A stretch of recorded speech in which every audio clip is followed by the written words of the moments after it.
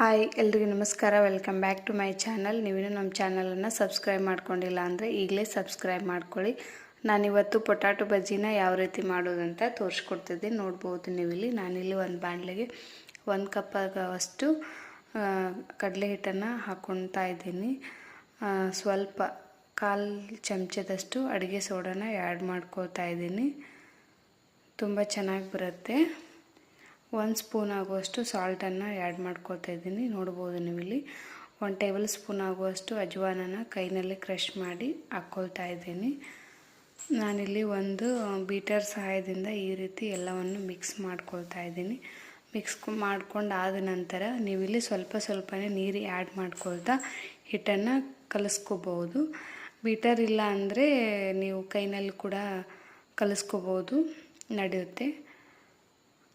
ನಾನಿಲ್ಲಿ ಇದೆ ಅಂಥೇಳಿ ಇದರಲ್ಲೇ ನೀಟಾಗಿ ಮಿಕ್ಸ್ ಮಾಡ್ಕೊಳ್ತಾ ಇದ್ದೀನಿ. ಈ ರೀತಿಯಾಗಿ ಮಿಕ್ಸ್ ಮಾಡ್ಕೋಬೇಕು. ಸ್ವಲ್ಪನೇ ನೀರು ಆ್ಯಡ್ ಮಾಡ್ಕೊಳ್ತಾ ನಾನಿಲ್ಲಿ 2 ಪೊಟ್ಯಾಟೋನ ಈ ರೀತಿ ಸಣ್ಣದಾಗಿ ಹೆಚ್ಚಿಟ್ಕೊಂಡಿದ್ದೆ. ನಾನಿಲ್ಲಿ ಒಂದು ಬಾಣಲೆಗೆ ಎಣ್ಣೆನ ಇಟ್ಬಿಟ್ಟು ಕಾಯ್ಲಿಕ್ಕೆ ಇಟ್ಟಿದ್ದೆ. ಎಣ್ಣೆ ಕಾದ ನಂತರ ಇದಕ್ಕೆ ಬಜ್ಜಿನ ಕರಿಯೋದಕ್ಕೆ ಬಿಡೋಣ.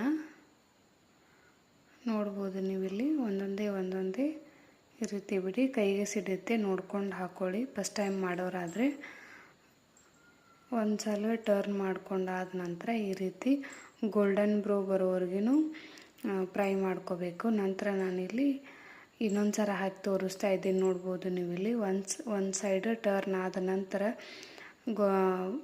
ಫ್ರೈ ಆದ ನಂತರ ಇನ್ನೊಂದು ಸಲ ಅದನ್ನು ಟರ್ನ್ ಮಾಡಿಕೊಂಡು ನೀಟಾಗಿ ಫ್ರೈ ಮಾಡ್ಕೋಬೇಕು.